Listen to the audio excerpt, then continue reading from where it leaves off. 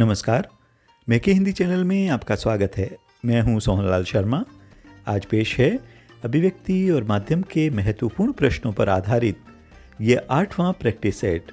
CBSE exam 2025 के लिए निश्चय ही ये उपयोगी साबित होगा, तो कीजिए प्रैक्टिस और रिवीजन इन सवालों की।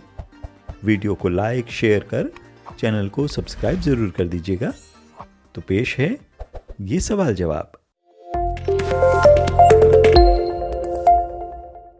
8वें प्रैक्टिस सेट का पहला सवाल है, कहानी और नाटक में क्या अंतर होता है?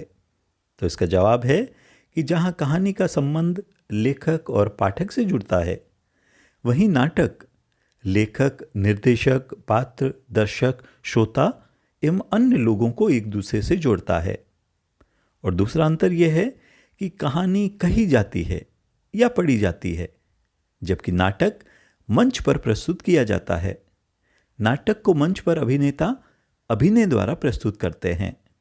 मंच सज्जा होती है, संगीत होता है और साथ में प्रकाश व्यवस्था होती है। अगला प्रश्न है कि अप्रत्याशित विषयों पर लेखन कैसे किया जाना चाहिए?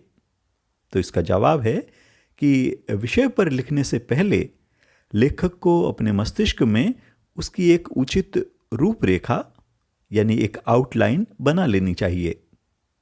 अगला बिंदु है कि तत्पश्चात उस विषय पर आप अपने भाव विचार तय शब्द सीमा में प्रकट करें। ये जो तय शब्द सीमा है ये 120 शब्दों की होती है। ये सीमा थोड़ी बहुत आगे पीछे कर सकते हैं, लेकिन बहुत ज़्यादा नहीं। जैसे 120 शब्द सीमा के लिए हम 110 से 130 तक भी लिखेंगे तो गलत नहीं है, पर बात पूरी तरह से स्पष्ट ढंग से आ जानी चाहिए। लेखन में आत्मपरक मैं शैली का प्रयोग किया जा सकता है। इस शैली के प्रयोग से लेखक के विचारों और उसके व्यक्तित्व की झलक प्राप्त होती है। लेख में आपकी कही गई बातें न सिर्फ आपस में जुड़ी हुई हों, अपितु उनमें तालमेल भी हो। दो बातें एक दूसरे का खंडन करती हुई नहीं होनी चाहिए। जिसे हम कहते हैं कि आप लेख में जो विवरण और विवेचन कर रहे हैं वह सुसंबद्ध हो और सुसंगत हो।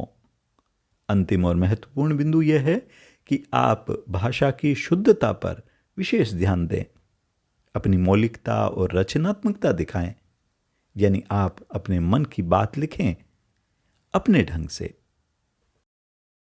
अगला प्रश्न है कि रेडियो नाटक सिनेमा और रंगमंच से किस प्रकार भिन्न है, अलग है?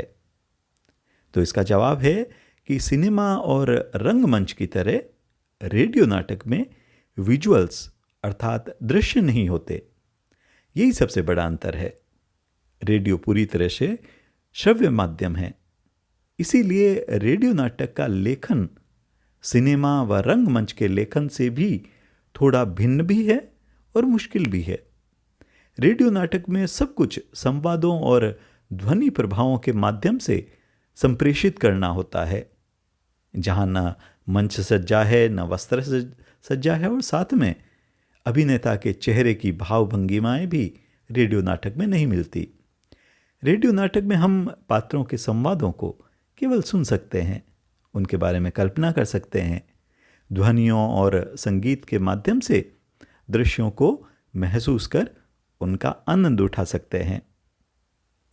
अगला सवाल है कि विशेष रिपोर्ट क्या होती है और इसे कैसे लिखते हैं, कैसे लिखा जाता है? तो इसका जवाब है कि पत्र पत्रिकाओं में सामान्य समाचारों के अलावा गहरी छानबीन, विश्लेषण और व्याख्या के आधार पर प्रकाशित रिपोर्ट को विशेष रिपोर्ट कहा जाता है। आमतौर पर विभिन्न प्रकार की जो विशेष रिपोर्टें हैं उनको समाचार लेखन की उल्टा पिरामिड शैली में ही लिखा जाता है, लेकिन कई बार ऐसी रिपोर्टों को फीचर लेखन की जो शैली है उसमें भी लिखा जाता है।